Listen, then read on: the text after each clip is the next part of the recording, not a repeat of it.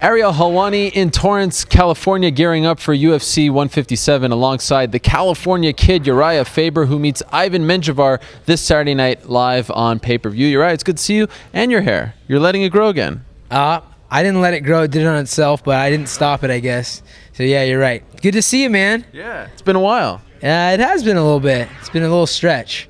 Calgary was the last time. Yeah, I remember distinctly all the great times we spent together. Right. Yes. That's right. So I guess you don't care, right? Long hair, don't care. You're officially telling us you don't care anymore. That'd be accurate. Yeah. Brown beard ain't scared, but I don't know how accurate that is. Why? You're not? I saw the way you were acting when Rhonda was coming around. Does she have a beef with you? Does she want to take you out, or? What are you talking about?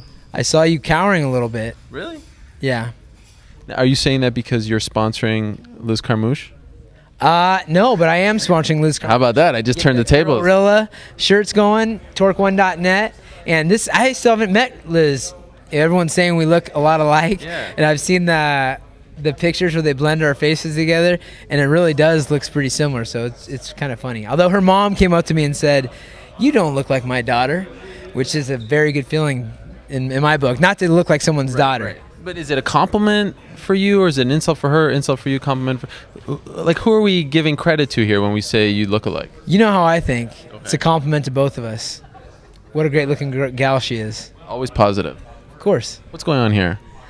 This is Danny the Last Call Castillo. This is an insignificant date, but...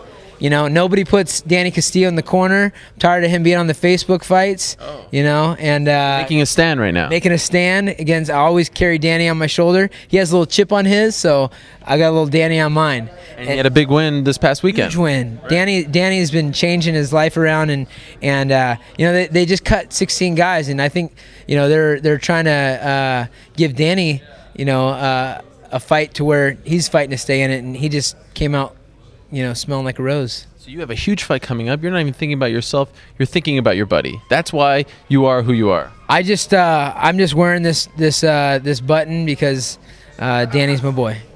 UFC 140. That actually happened. 12:30, 11. Or we're not supposed to pay attention to that. Is that what you're saying? Well, you fought on that card.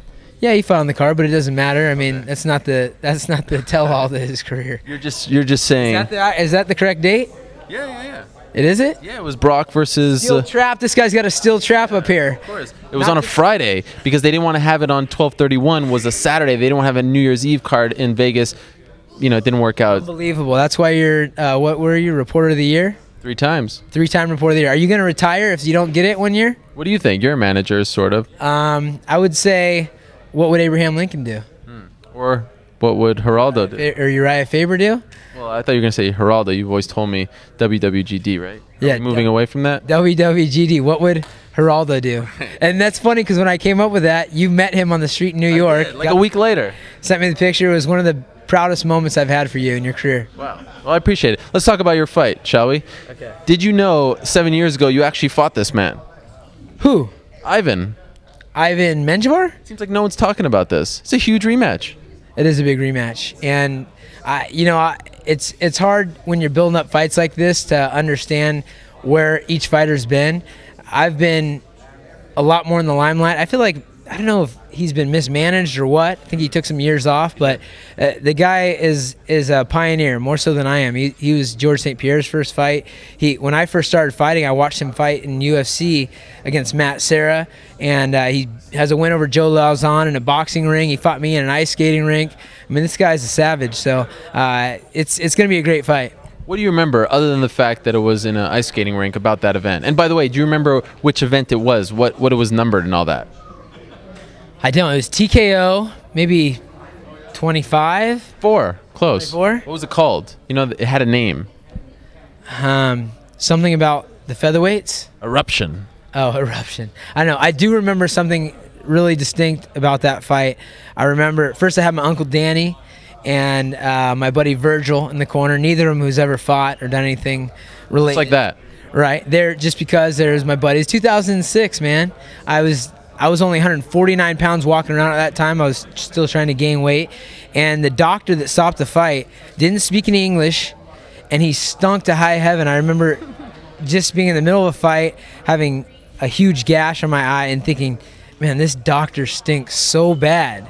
And, it was good. I met George St. Pierre and Joe, David Loazo that night, and spent the entire rest of the night in the hospital, which is public there. I mean, everybody gets free hospital care, so it was a rough night.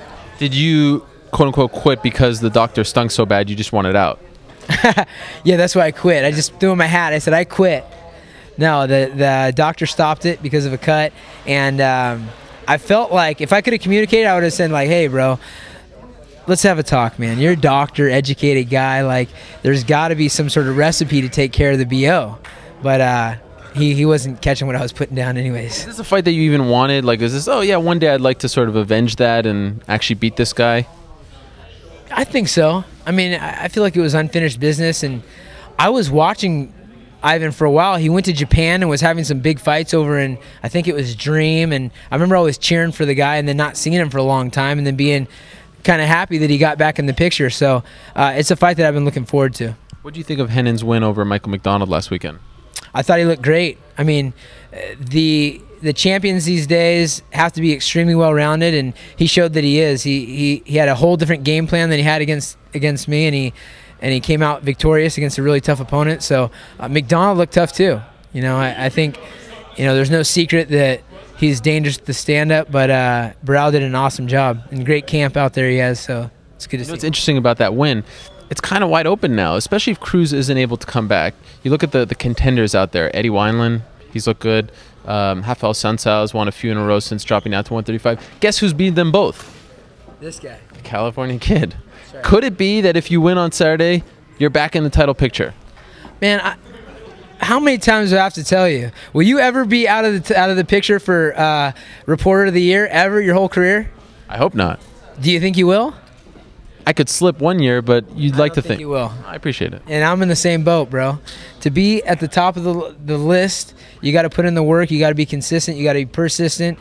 You got to never step away and let people catch up. And that's what I'm doing. So I know it's wide open. I don't care who I fight. I'm going to keep fighting whoever they put in front of me. But of course I'm in the running. So if you win on Saturday, Cruz isn't able to come back, do you think you deserve a rematch against Renan Barral? I have no idea about what I deserve or don't deserve. I'm just going to keep on fighting. I would love to fight him again. I would love to fight everybody in the weight class. Is it weird that you aren't wearing a T-shirt under there, but you put a sweatshirt on, even though you supposedly rep the No Shirt Nation, yet you're kind of going against your people right now? Is that weird? Do I have a shirt on? You do not, but you're wearing a sweatshirt over it. If you were really... Is this No Sweatshirt Nation or No Shirt Nation? Oh, okay. Oh, we got a reporter here who doesn't know his facts. Ariel knows reporting, but Ariel doesn't know. All right. No Shirt Nation. You would think someone who would be repping this crew, if you will, would not take the time to put on a sweatshirt over nothing. I mean, usually you wear a sweatshirt over a T-shirt. Over no shirt? Yeah. It's a very California thing to do, let's be honest. All right, Ariel, I know you've been wanting to see these bad dogs. Here you go, bud. Take one good look. One good look. I'm like staring at the sun. I can't do it.